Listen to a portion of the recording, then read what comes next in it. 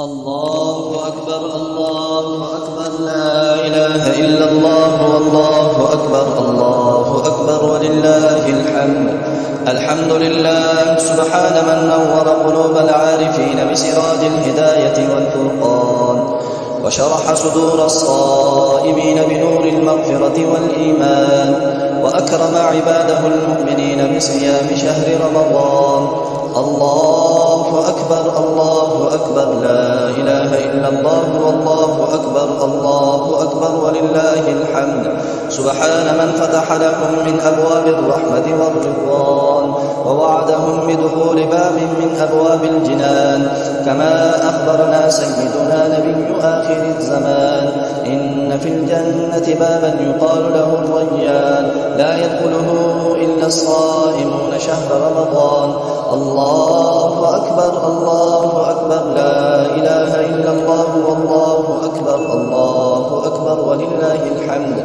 سبحان من أنزل من القرآن على نبينا في أشرف ليلة من ليالي شهر رمضان، وجعل قيامها خيرا من قيام 1000 شهر بالعدل والإحسان، وأرسل فيها الملائكة لتبليغ سلامه على كافة أهل الحق والإيقان، وغفر لهم جميع الكبائر والعصيان. الله أكبر الله أكبر لا إله إلا الله والله أكبر الله أكبر ولله الحمد. والصلاة والسلام على خير الورى بدر الدجى نور الهدى رسول الثقلين نبي الحرمين إمام القبلتين شفيع الأمم في الدارين خاتم النبيين رسول رب العالمين وعلى آله وأصحابه أجمعين. أما بعد، فاعلموا أن يومكم هذا يوم عظيم جعله الله عيدا للمؤمنين وضيافة وغفرانا للصائمين. أدوا فيه صدقاتكم عن كل صغير وكبير نصف صاع من بر أو صاعا من تمر أو شعير. صدقة الفطر واجبة على كل حر مسلم له نصاب فاصل عن حوائجه الأصلية. الله أكبر الله أكبر لا إله إلا الله والله أكبر الله أكبر ولله الحمد. بارك الله لنا ولكم في القرآن العظيم، ونفعنا وإياكم بالذكر الحكيم. إنه تعالى جواد كريم ملك بر رؤوف رحيم.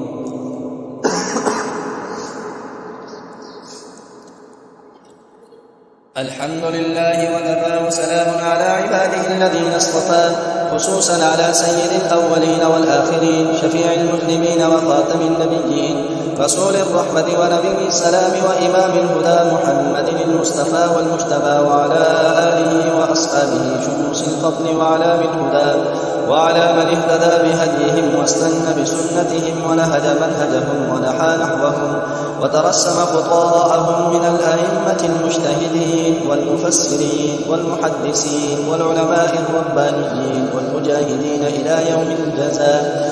أما بعد، فأعوذ بالله من الشيطان الرجيم. بسم الله الرحمن الرحيم. إن الله وملائكته يصلون على النبي يا أيها الذين آمنوا صلوا عليه وسلموا تسليما.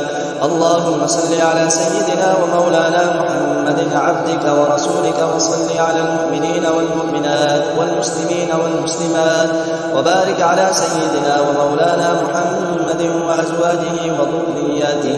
قال النبي صلى الله عليه وسلم: أرحم أمتي بأمتي أبو بكر، وأشدهم في أمر الله عمر، وأصدقهم حياء عثمان، وأقضاهم علي، وفاطمة سيدة نساء أهل الجنة، وهمزة أسد الله وأسد رسوله رضوان الله تعالى عليهم أجمعين. اللهم اغفر للعباس وولده مغفرة ظاهرة وباطنة لا تغادر ذنبا. الله في أصحابي لا تتخذوهم من بعدي غرضا، فمن أحبهم فبحبي أحبهم، ومن أبغضهم فببغضي أبغضهم. وخير أمتي قرني، ثم الذين يلونهم ثم الذين يلونهم. والسلطان المسلم ذل الله في الأرض، من أهان سلطان الله في الأرض أهانه الله. إن الله يأمر بالعدل والإحسان وإيتاء ذي القربى وينهى عن الفحشاء والمنكر والبغي يعظكم لعلكم تذكرون فاذكروا الله يذكركم وادعوه يستجب لكم ولذكر الله تعالى أعلى وأجل وأتم وأهم وأكبر والله يعلم ما تصنعون.